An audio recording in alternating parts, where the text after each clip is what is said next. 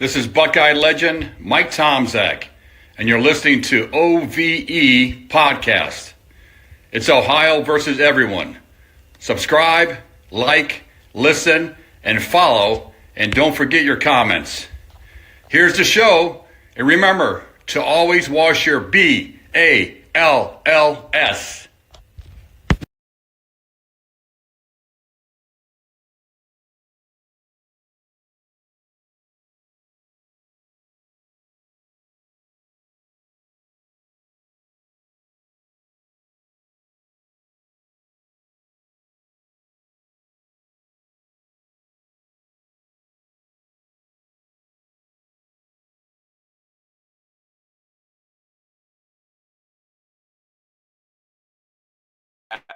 There we go. Am I on now? There we go. I think the mic was muted. All right. We are the OVE Podcast, Ohio versus everyone. I'm the Torg. QFM 96. Appreciate you from watching.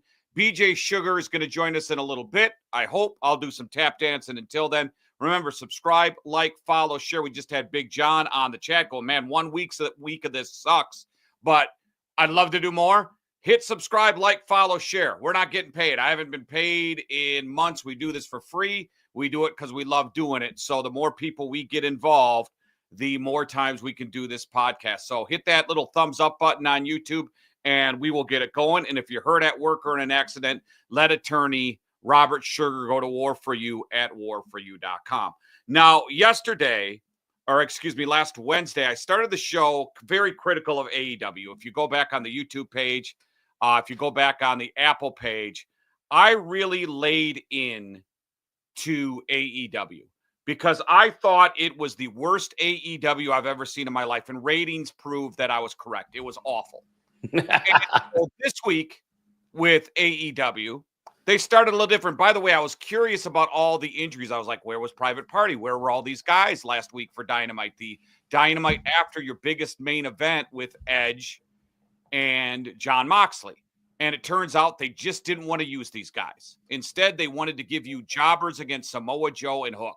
That's what they wanted to do. That's what they wanted to shovel down your throats the day after a pay-per-view. So I was very critical of AEW. This week, I think I'm going to be even more critical, BJ. I don't know if you watch Dynamite or not. But this week, they started with a four-way match that involved Orange Cassidy and Ricochet, right? And Mike Bailey.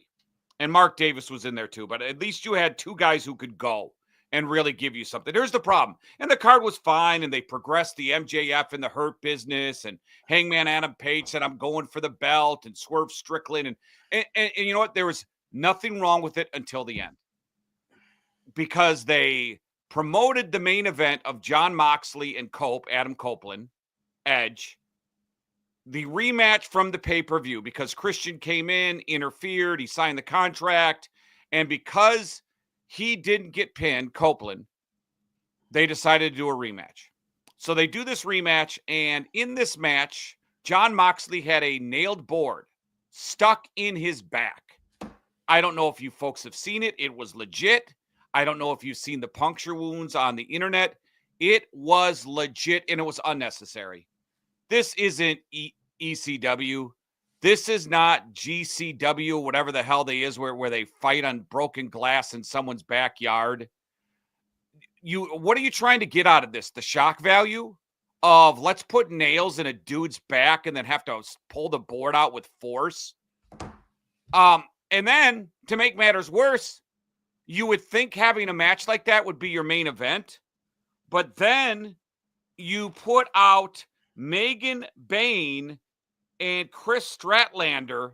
What are you thinking? So you have an event like that for your World's Heavyweight Championship, and then you put Chris Statlander and Megan Bain in your main event? Tony Khan, you deserve to lose everything. You deserve to go bankrupt. Warner Brothers should pull the contract from you because you are a moron. Dude, you couldn't book anything. You couldn't book a baseball card show. Honest to God. I don't even want to do AEW anymore on the show. I don't want to talk about them because they don't deserve it. When you have a World Heavyweight title match and it's not your main event, you don't know what the F you are doing. And guess what? Just because you have $1 billion doesn't mean you're smart. Because guess what, Tony Khan? That $1 billion is daddy's $1 billion. Well, I and don't want that's the anyone ever problem, to criticize. I don't want anyone to ever criticize the Trump boys because at least those guys know how to work.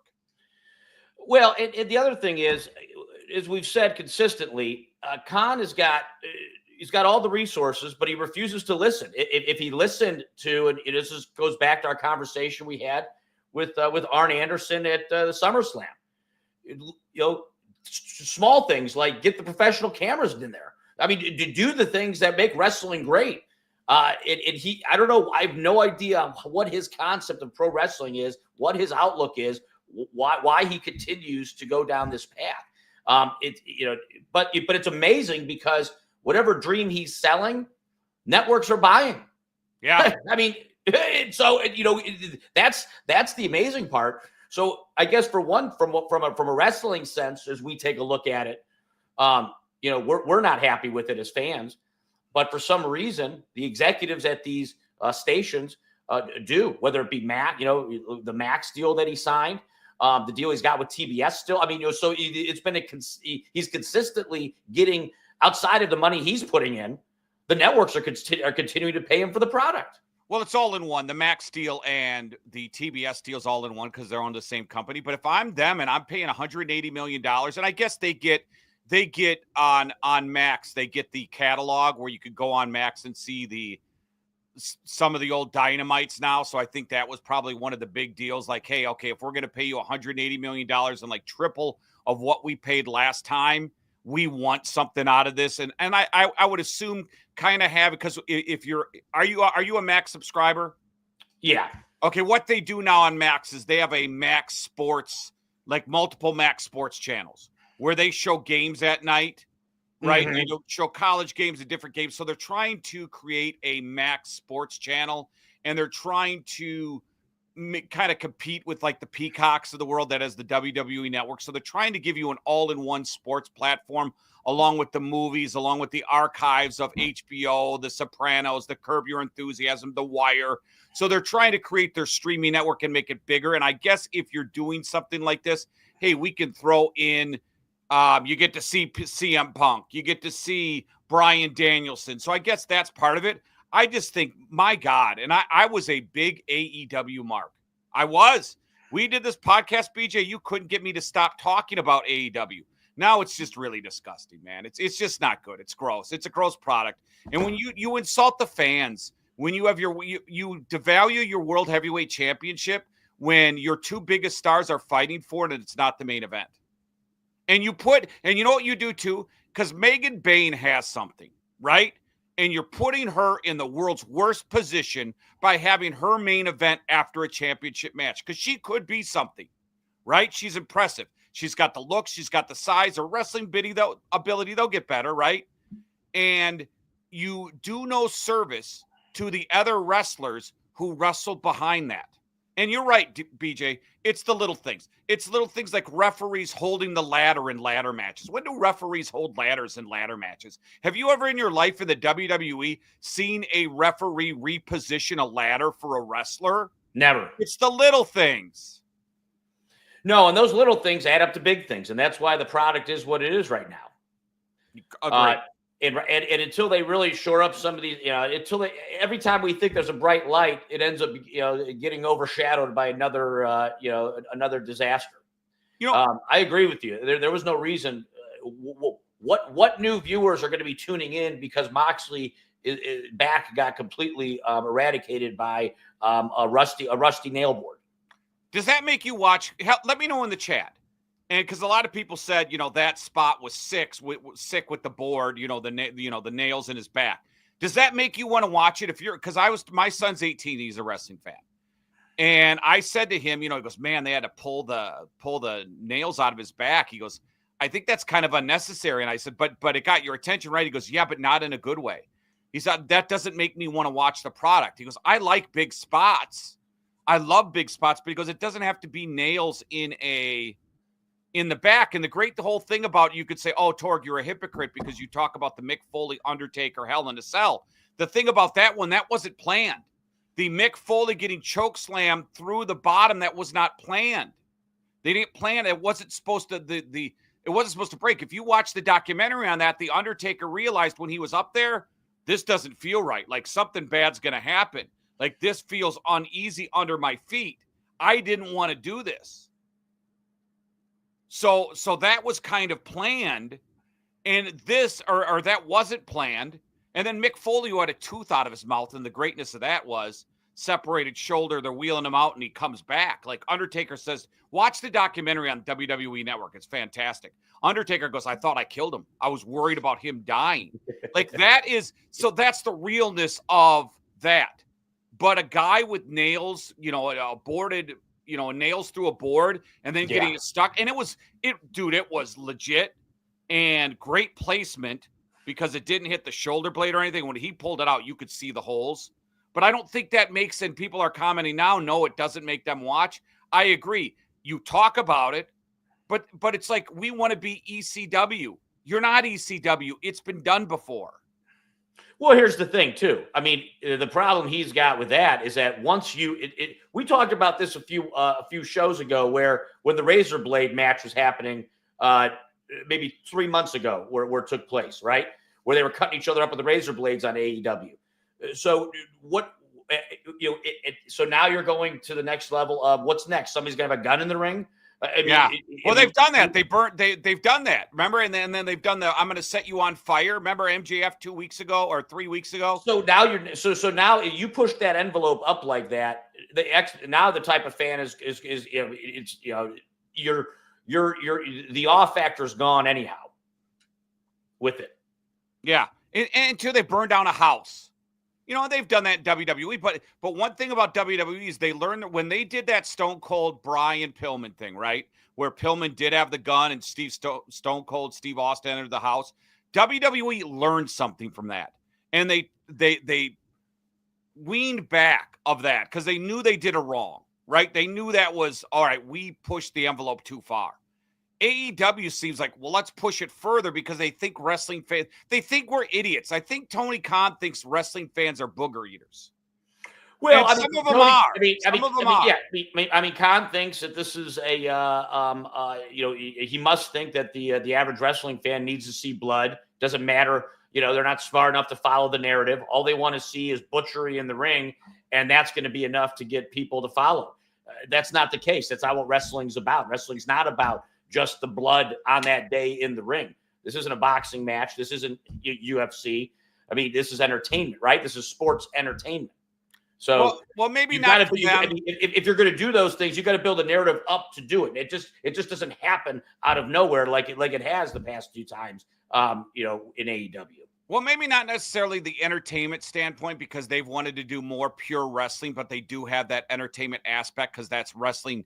It will not be on TV without the internet, the entertainment aspect. But they wanted to be the alternative, the wrestling. We're the best wrestling. But is it the best wrestling in the world where you put out guys from CMHW or HCHLL? BJ, they had, I don't know if you watched you were on spring break, if you watched my first 15 minutes last week, but in the main event, they had Orange Cassidy against a luchador I've never seen. He was out of shape and fat. And the first minute of the match, I even marked where he said it. He said it at the 126 mark. Who's the Excalibur said, folks, in this main event, this is a man none of you know, but I can tell you about him. How do you, in a main event following a pay-per-view, have a guy in the ring and your announcer says, well, he's wrestling a guy you haven't heard of, right? That in itself, of every week you want to be the too cool. And I know they just signed a female Japanese wrestler that wrestled Mercedes Moné in the pay-per-view, right? So that's officially signed. But he thinks that this is like a New Japan type luchador wrestling organization where you have to establish stars in wrestling to make people care about them. Exactly. And then when you combine that with great wrestling, then you have a product. The problem is he's throwing in guys you don't care about. And how do you even know if it's a good wrestling match if no one watches it, for one? Right. And it's just kind of like, why do I care? It could be the best wrestling match in the world, but if I don't care about it, I'm not going to think it's good. Correct? Yeah. No. Once again, I'm not sure what the angle on that is having an unknown fighter on a pay-per-view. What was the scheduled match supposed to be? Will Ospreay versus Mystery Man? Yeah, it was Orange Cassidy against some luchador. Orange Cassidy, yeah. I mean, to me, that's just you're grasping for straws. Yeah, it really is just absolutely ridiculous. And then as we turn then to WWE, we've got something completely different going on. We've got great narratives weaving together. Continued entertainment, even as they're overseas. So some of these events are giving us action almost as if it's a PLE because of these new audiences in Europe that we're seeing, that we saw on Raw and SmackDown recently as they did their European tour. It's the complete opposite of what's happening in the other wrestling organization. Yeah, I mean, at first when I thought the WWE was going to be a month away from WrestleMania season, and you're a month from the States, they were spending a month because next Monday they're in Europe again. So this will be 4 straight Raws and SmackDowns. I don't know where SmackDown is, but it's definitely 4 straight weeks of Raw overseas. And I'm assuming maybe they come back for SmackDown in the States. I'm not sure. Do you think this is good or bad, them doing this kick? Because when they come back, we're going to be 3 weeks from WrestleMania season. And this is why I think it's kind of bad. As electric as the crowds have been, right? And they've been electric. I think they've been really perfect for what they're trying to do. We want Cena booed. We want Cody cheered. We want good guys cheered. We want bad guys booed. Here's the problem, though, BJ, is we don't know if it's real because we know how fickle the WWE fans. Go back to The Rock and Hulk Hogan in, was it WrestleMania 17, 18 in the main event where the crowd turns on you? I have a feeling when Cena comes to the States, it's going to be a different reaction than what we've seen in Europe. Yeah, no, I agree. I don't think this is real. I think the WWE thinks this is real. But in Europe, it's traditional good guy love, bad guy hate. I don't know if you're going to get that overseas or in the States. Well, I also think that this is part of pumping up the PLE numbers, right, for WrestleMania. In doing this tour over in Europe, where they know they have a rabid fan base. They know they want to give them a little bit of red meat before WrestleMania. So, I mean, I think from a business standpoint, it makes a lot of sense, particularly with the vision of where they're trying to take WWE and making it international. Yeah, and they're making $35 million a show. So, I mean, that's the truth of it. That's why they're there. I mean, $35 million a show, growing the brand, selling the merchandise. I mean, you would do it too. I just think it's a weird time to do it from the standpoint of it's WrestleMania season. You want to try to build up. And don't you want to, from a Triple H standpoint, get a feeling of your audience of like, oh boy, they're not really liking this. They're like, I guess you have 3 weeks to do it, but you've taken a month now away from your product and kind of not knowing where the fans are going, how much they like this angle. Do you like this? Do you like how we're building this? Because none of it's real. Because it's all the European fans are different. The Canadian fans are different than the American fans. The European fans are different than the American fans. Yeah, I will. I did like the visceral reaction that crowd had with Cena. So the universal heel turn is working, right?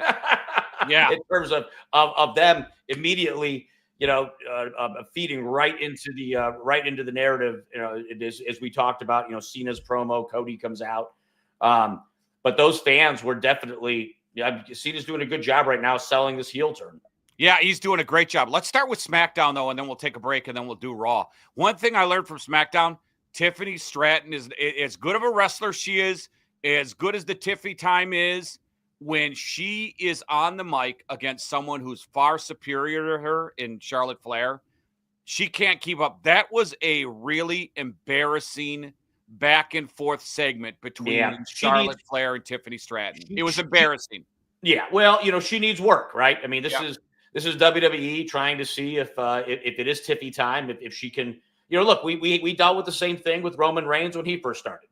We've dealt with some of these wrestlers who then have evolved into being great personas with whether it's the wise man helping Roman Reigns. I mean, Roman Reigns is a lot better on the mic now than when he started. I think Tiffany Stratton is somebody who, with some work, this is her first real foray into the spotlight. Charlotte Flair is a Hall of Famer who we know going toe-to-toe with is going to be tough to begin with. So I think we give Tiffy time a little more time to see if she can develop in. She's got to give some sharper elbows. In looking at that back and forth, Charlotte Flair really had her on her heels the entire interview, the entire back and forth. Yeah. And Tiffany really didn't get any shots in. Yeah, and the problem is you worry, though, as talented as Tiffany Stratton is that Triple H just goes up and she becomes another women's mid-carder. Because that's the problem with this women's division, is you have Rhea Ripley, you have Charlotte Flair, even you have Bianca Belair. You only have like four women that go back and forth in the main event scene. And then occasionally you give the Money in the Bank to Chelsea Green or whoever it is, and they have Io Sky has her brief moment in the sun with the briefcase, and then once they lose that title, then that push ends. Because whereas Io Sky's come out of nowhere now to main event WrestleMania, but for the past year since she lost to Bayley, she's been mid-carding it.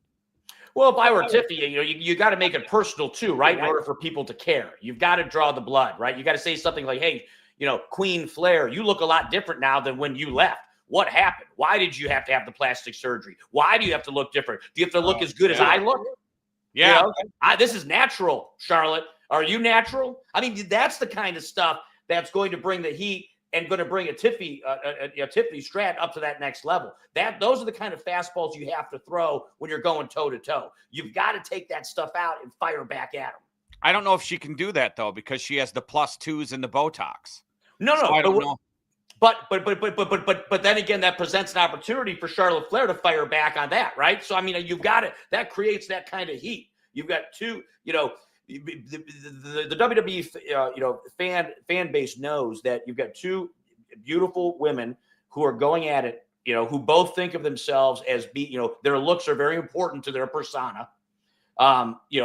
So you got to dive into that. See, I didn't see that kind of heat when I see the back and forth. When you got to, I think from a creative standpoint, like if you and I were in Gorilla talking about it, you'd say, "Hey, turn up the personal heat."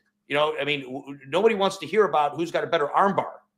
Okay. Yeah. I mean, the fans want to see some vitriol, heat between you two, or like you said, it's going to be one-sided. And Charlotte Flair is so talented, she's just gonna run Tiffany Stratton right over if there's no pushback. Yeah, absolutely. Hey, let's talk about one iconic thing that we've seen. Let's back it up real quick. The Randy Orton, Kevin Owens thing, I just love. The Kevin Owens going, "Hey, Randy, I meant to bury Cody.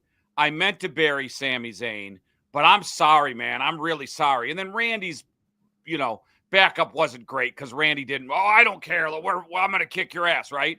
But I love the way Kevin Owens is playing this. You know what would make this better is during WrestleMania, depending on what type they match they have, because I was talking to a few wrestling fans over the weekend about what does Sami Zayn do? Well, Sami Zayn's got to turn heel.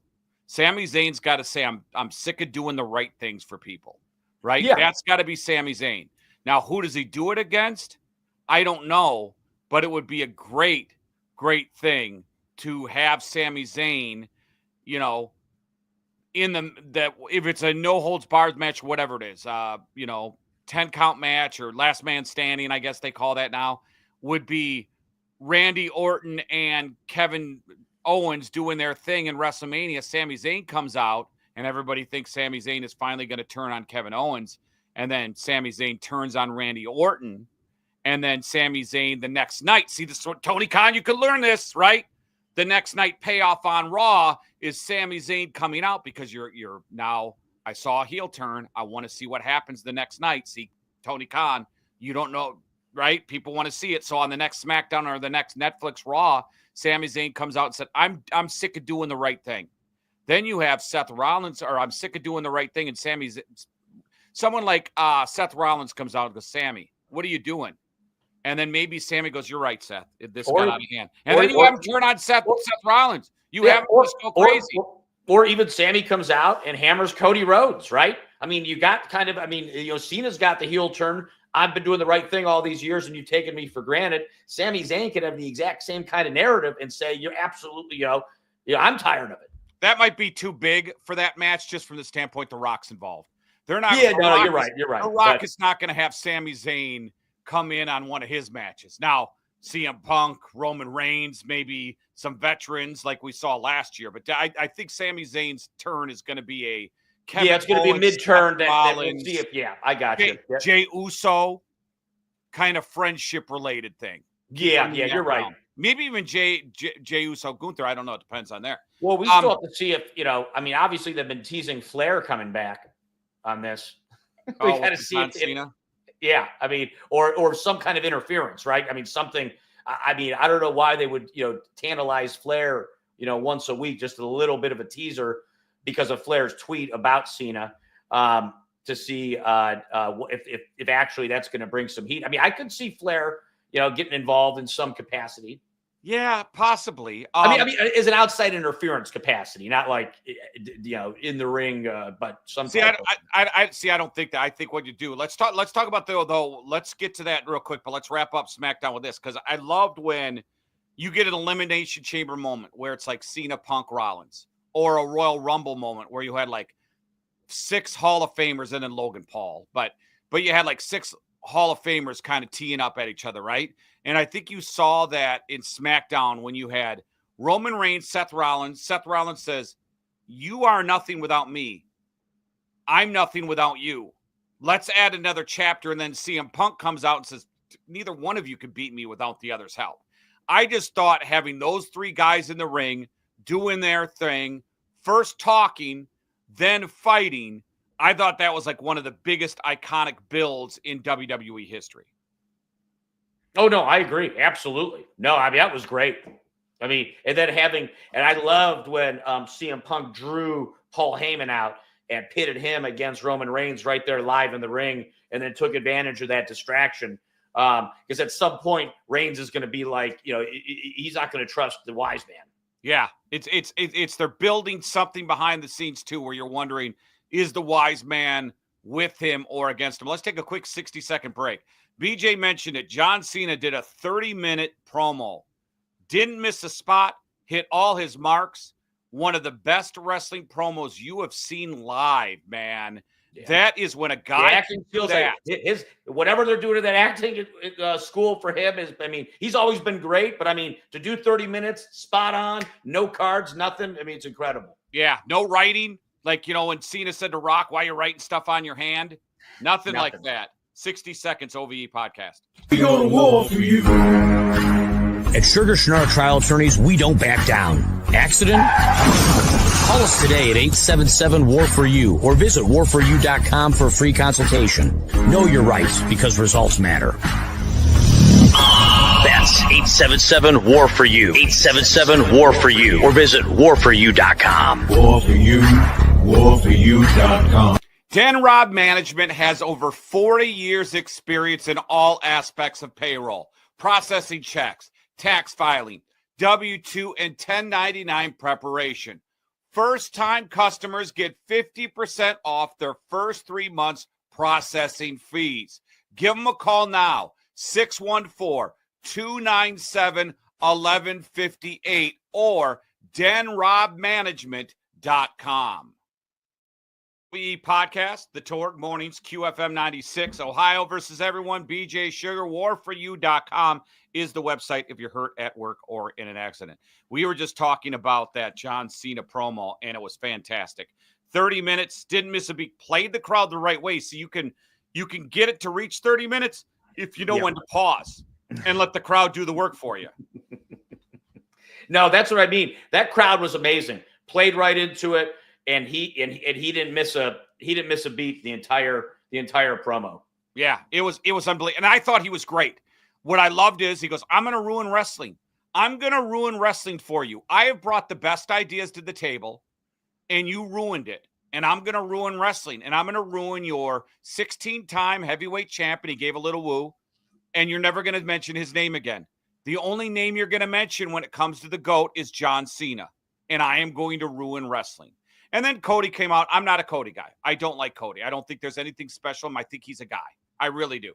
I think he's a guy who's wrestling the best heels in the business to get himself over. And he's just kind of doing the right things to maintain that. So what do you want to talk about? I want to talk about you losing the belt and getting someone like CM Punk in the main event scene. That's what I want to talk about. I want to talk about someone interesting who I care about, who's not vanilla with the championship. But he's your typical 1990s good guy. And for some reason, the WWE universe absolutely loves that story with Cody Rhodes, and Cody did the right thing. Cody said, I won't let, it was perfect for the European crowd because I don't know if he'd get the same reaction, where he told the audience, I am going to prevent him from winning for us. I won't let him take the title from us. And the fans, the stupid fans, eat that up. Yeah. Oh, yeah. No, they did eat it up. Well, and look, I mean, for Rhodes and for Cody Rhodes as the face, that's what he has to lean into, particularly, I think, with the heel narrative that Cena is going right at the WWE fan base, saying that they've taken him for granted, they're stupid, and now it's time to change wrestling forever. I mean, from my look at it, it's natural for Rhodes to lean into that as the face and get the support of the fans. And, you know, it really, I mean, I thought it was well done from that perspective. I would love if the WWE would give the belt to Cena and then along the way have the WWE guys, all right, I'm going to win the belt back. You know, Cena's threatened to retire the belt. I'm going to win the belt back, and you line them up. And I don't know who you start with. You maybe start with a CM Punk, or maybe you wait for SummerSlam, but you line up a Seth Rollins and he can't beat Cena. And then you line up a Roman Reigns and he can't beat Cena. And then you CM Punk and he can't beat Cena, right? And you have all these top guys in WWE say, I'm going to bring the belt back for WWE. Kind of like at NWO, how they wanted to get the belt from Hulk Hogan. And all the WWEs, the guys lined up, the Stingers, the Ric Flairs, the Lex Lugers, and none of them could get the belt back from Hogan. I would love for the WWE to do something like that where John Cena goes, no, I'm a limited time. You know when I'm leaving, and I am taking this belt with me. And then he's got to change the belt to the spinner belt too. Yeah. He has to. He's got to do the spinning belt. He has to. No, look, I mean, I think that's great. And I think that will, you know, that'll give us plenty of runway till the end of the year of when Cena, you know, says he's going to officially retire. And it's really going to generate, I think, a lot of fan excitement if he gets that belt and the chase is on with all those guys lining up to try to take him out. Do you think there's any chance that when Cena's on American soil cutting a heel promo that he will get cheered? No. Do you think it'll be as bad as, because he got some cheers when he turned on Cody? Yeah, but I think that these past two promos have been so well done to create that heat between him and the fan base that's become so personal. Those promos about why he's doing what he's doing, it'd be very difficult for the fans to cheer for that. They'd be essentially cheering, I mean, against their own interests based upon what he's saying. What was the Ric Flair tweet about John Cena? I did not see it. So about 2 or 3, when Cena first turned on Cody, Flair tweeted out immediately about how gutless, Cena was, and that, he'll be there to take him out. And they're if Cody needs me, I'm here. Okay. Basically saying, hey, you know what? I saw the cheap shot. And really, it's kind of Flair also protecting his, turf at 17. So it's kind of two-pronged for Flair, getting himself back in, saying that Cena's spineless for how doing Cody dirty. But at the same time, he's kind of saying, look, I really don't want this guy to win either, because that's going to affect my GOAT status at 17. All right, one of two things can happen with this, okay? Let me throw this out because I didn't know this, okay? So one of two things going to happen. But I'm going to give the latter. I'm going to say that's what's going to happen, okay? So Cena, The Rock is not going to show up every week, right? Yeah. So you could do this scenario where you probably do it after WrestleMania, because I don't think you want Ric Flair in the main event of WrestleMania. That's a Rock thing. You don't need Flair. Maybe you do have Flair, but either at WrestleMania or at a title defense on Netflix, maybe a week or two after. Maybe you have the rematch like on SmackDown or the following week or whatever it is. You have Ric Flair come out and turn on Cody. And then Ric Flair, guess what? Ric Flair is kind of like the manager, because Rock can't be there, right? Yeah. So Rock can't be there every week. So Ric Flair goes to the ring with Cena and says, this is the guy I handpicked to beat my record. This is the guy. You didn't appreciate either one of us. I'm a 16-time champ. He's a 17-time champ. And this is my heir apparent. And then you kind of bring Ric Flair in. But I think the more likely thing will be, BJ, to get Cena over as a heel, you have Ric Flair show up and you have John Cena make him bleed. A backstage segment, an in-ring segment, whatever it is, Flair's in the ring, and you have Ric Flair bleed. Yeah, no, because ultimately, Flair's the ultimate heel, so you want to put him into a situation where he's going to be on the side of the heel. But at the same time, I do think that Flair doesn't want Cena to beat his record. So, there's kind of an undercurrent there that Flair doesn't want that to happen, particularly with what he's said publicly, which I think creates that opportunity for heel versus heel, sort of undercurrent narrative between those two guys. Yeah. Our buddy Sam, is Lesnar ever coming back? His contract with the WWE active, and what if he goes babyface and sends Cena packing to end his career? Go Reds. Yeah, is he coming back? I don't know because of the Vince McMahon lawsuit stuff, and he was involved in that. So I think they want to distance themselves. The word is that he's got an open invitation. He can come back whenever he wants. So I don't know if he's got he doesn't really work like that. If you know behind the scenes, Brock will call him up and go, hey, I want to work now. And then they work that out. And would he go babyface? I don't know if it would be Brock Lesnar necessary to send Cena packing to end his career, but I could see at like a Money in the Bank pay-per-view or a Saudi Arabia event, Brock fighting Cena and getting involved. I just don't. If you're picking, kind of like BJ when they were trying to pick who was going to dethrone Roman Reigns, right? Yeah. Who is going to be that guy? Well, it had to be Cody finishing the job over 2 years, right? So when and I don't like how they book Cody after that, but if you're going to do something like that, you have to make sure it's special in the right person. And I don't think you give that to a part-timer.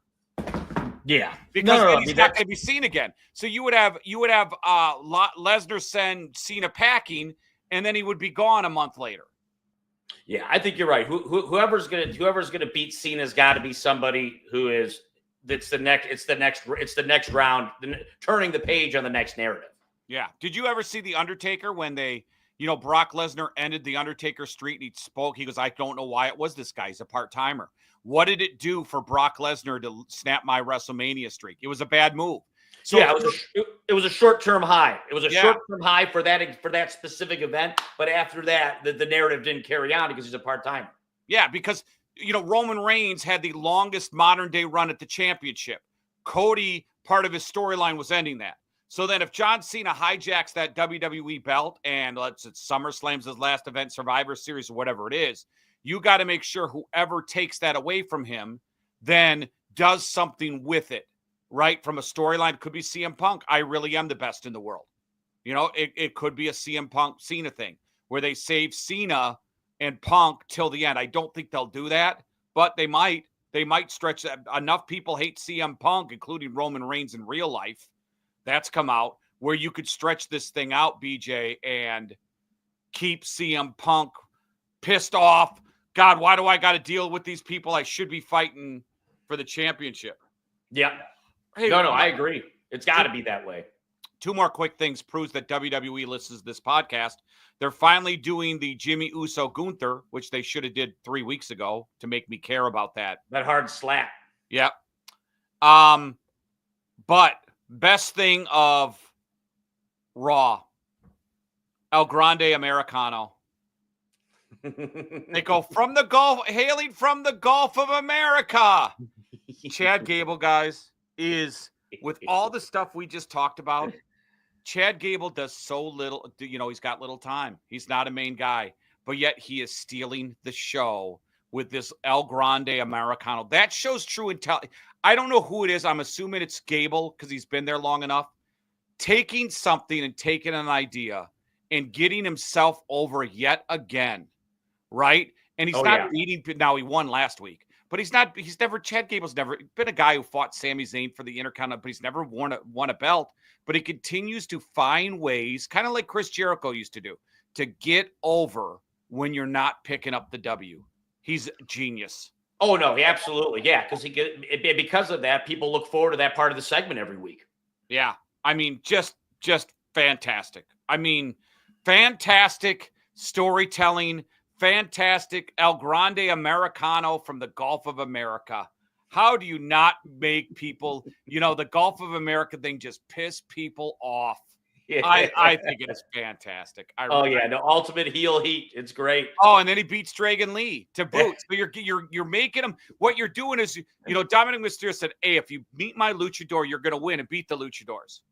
And now it's paying off, where now he puts this luchador mask on, and now he's picking up W's, which makes sense. It would be horrible if they made him lose. Oh yeah. Yep. Yeah, it's fantastic. What did you think of Penta and Breakker? Because it looks like it's going to be a 4-way for the Intercontinental belt with Finn, Dominic Mysterio, Penta, and Braun Breakker. I like how that ended up. I like to see Breakker win. Again, Breakker's one of the guys I'd like to see really break out. And hopefully the rumor is true that Heyman's going to, get engaged with Breakker as kind of his next project. Yeah, that would.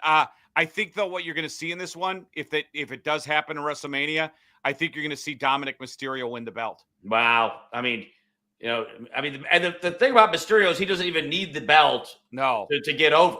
But they need the divide with Baylor. Judgment Day, right? They need that hook where Finn Balor just loses his mind. Yep, exactly. That Dominic Mysterio won the belt. And he pins Finn. That'd be great. That is where it's at. Because then you're not damaging Penta or Braun Breakker. Yeah. And then you're causing a further divide with Judgment Day. Which is exactly what needs to happen. Absolutely, 110%. All right, you back next week? We're back next week. Closer to WrestleMania. Hopefully we have a good SmackDown, a good Netflix. They're overseas again. So this overseas tour continues, and the crowds have been fantastic. Yep. Putting money in TKO's bank account. Remember, warforyou.com is wrestling entertainment is that. Yeah, it's at its peak right now. Yeah, and for the people asking, we will. I have something going on tomorrow. We'll try to do a show on Friday. I know this Matt Weiss stuff is really heating up. This Michigan University stuff. Michigan is the ultimate scumbag U, man. They should do a Netflix show. Remember Last Chance U? Scumbag U. The story of Michigan. Holy crap. Yeah, I did not get the onion keeps getting peeled. Yeah, Nick, I did not get the urban bobblehead, but I got it here, dude. Don't worry. You'll get it. It's right. He's sitting right here. I'll bring it downstairs. We'll get it moving, dude. I'm a busy dude. We got it going. Let them live. All right, we're back. See you, BJ. Thanks, Torg. Hey, it's Torg for Custom Air. You know, when it comes to my HVAC system, I don't trust just anyone. I trust Custom Air. These guys are fast, reliable, and they know their stuff. Fall's just around the corner, and now's the perfect time to make sure your HVAC equipment is running at its best. Don't wait until it's too late. Get ahead of the game. I wouldn't trust anyone else with my home, and neither should you. Visit them on the web at customairco.com and keep your home comfortable all season long. Custom solutions, custom comfort, Custom Air. Thinking of buying or selling a home? Give Lauren Torgerson a call with NextHome Experience. Lauren has been servicing the Columbus metropolitan area for 10 years. So whether you're a first-time home buyer, considering building, want to upsize or downsize, Lauren can help you with all your real estate needs. Get a free market analysis for your area and get started working on making tomorrow's dreams happen today. Call or text Lauren at 614-296-3952, 614-296-3952, or email at togersonlauren@gmail.com.